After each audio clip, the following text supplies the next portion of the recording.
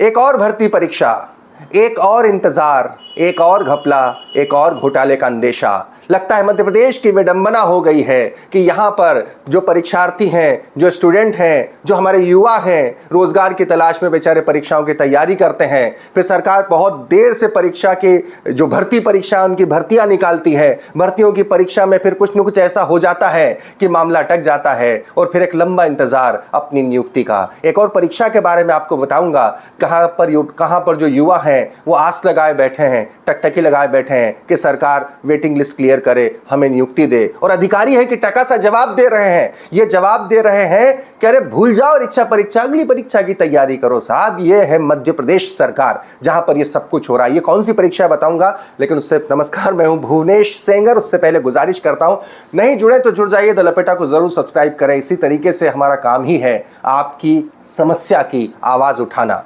दमदारी के साथ, बुलंदगी के साथ में। तो बात है दरअसल, अब यह परीक्षा कौन सा, अपेक्स बैंक ने दरअसल सोसाइटी मैनेजर परीक्षा आयोजित की थी। सोचिए जरा, परीक्षा होती है दिसंबर 2000 बीते साल 23 में। यह परीक्षा 23 से 25 मार्च के दरमियान आयोजित होती है। 10 दिन में रिजल्ट आना था, आता नहीं है। आखिरकार एक अरसे के बाद रिजल्ट आता है। 6 तारीख 8 तारीख को मार्च में होती है, 10 दिन में आना था। दिसंबर में रिजल्ट आता है, 6 दिसंबर को रिजल्ट आता है, 8 दिसंबर को हटा लिया जाता है। 6 को आता है, 8 को हटा लिया जाता है। उसके बाद फिर आ जाता है रिजल्ट। और इसके बाद जब जो परीक्षार्थी कुछ आंदोलन करते हैं, कुछ मीडिया का दबाव बनता है, तो आखिरकार लगभग 525 लोगों की एक वेटिंग लिस्ट निकाल दी जाती है। दिसंबर 23-24 में हम यहाँ तक आ गए, अभी तक जून में आ गए, लेकिन अभी तक भी वो वेटिंग लिस्ट क्लियर नहीं हुई है। फिर बेचारे वहाँ के जो उत्तीर्ण हुए परीक्षार्थी अपेक्स बैंक के बाहर प्रदर्शन करने को मजबूर हैं। हमारे मध्य प्रदेश के युवा प्रदर्शन करने को, अपनी ही नौकरी हासिल करने के लिए हमेशा की तरह फिर मजबूर है। देखिए, आप लोग यहाँ पे आंदोलन क्यों कर रहे हैं? हम लोग आंदोलन इसीलिए कर रहे हैं कि जो अपेक्स बैंक सोसाइटी मैनेजर वाला रिजल्ट आना था 10 दिन में, वो 1 साल में आया। 1 साल में आने के बाद जब रिजल्ट आया, उसको अपडेट करके कुछ बच्चों के नाम बाहर करके वेटिंग लिस्ट में डाल दिए। वेटिंग लिस्ट को भी आज 6 महीने हो गए हैं, पर क्लियर करने का कोई नाम नहीं है। हमारे बार बार आने पर यहाँ पर हमको ये बोला जाता है कि आपकी आचार संहिता की बात क्लियर हो जाएगी, लिस्ट IBPS से आ चुकी है, सिर्फ अपलोड करना है साइट पर।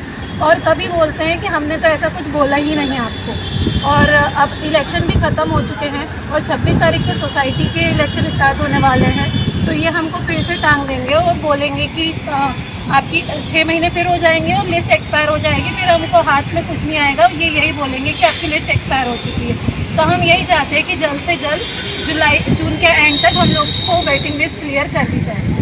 वेटिंग लिस्ट क्लियर करो, वेटिंग लिस्ट क्लियर करो, वेटिंग लिस्ट क्लियर करो, वेटिंग लिस्ट क्लियर करो। हमें युवाओं ने बताया कि जो बैंक के रिक्रूटमेंट ऑफिसर हैं GK अग्रवाल साहब, ये जब युवा उनके पास जाते हैं इस बात को लेकर, तो कहते हैं कि भूल जाइए, अगली परीक्षा की तैयारी कीजिए।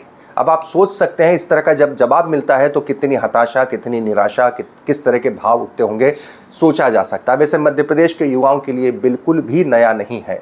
पटवारी परीक्षा हो, प्रथम वर्ष जो शिक्षक भर्ती परीक्षा में प्रथम वर्ग 1, 2, 3 की लंबा इंतज़ार हो, ये मध्य प्रदेश के युवा लगातार झेलते आ रहे हैं। शायद यही नसीब है। देखने की बात होगी क्या मुख्यमंत्री मोहन यादव इस ढर्रे को तोड़ पाते हैं, इस ढर्रे को बदल पाते हैं। ऐसे अधिकारियों को जो परीक्षा में धांधली करते हैं, उन्हें अच्छे तरीके से क्या सबक सिखा पाते हैं? क्या मोहन राज में वाकई में भर्ती परीक्षाएं फेयर हो सकती हैं, बगैर किसी धांधली के हो सकती हैं, क्लियर करने वालों को समय पर नियुक्ति मिल सकती है? क्या ये संभव है? क्योंकि नए बने हैं, हम उम्मीद करते हैं कि कुछ करके दिखाइए मोहन बाबू, ताकि हम भी कह सकें। तमाम खबरों के लिए द लपेटा को जरूर सब्सक्राइब करें।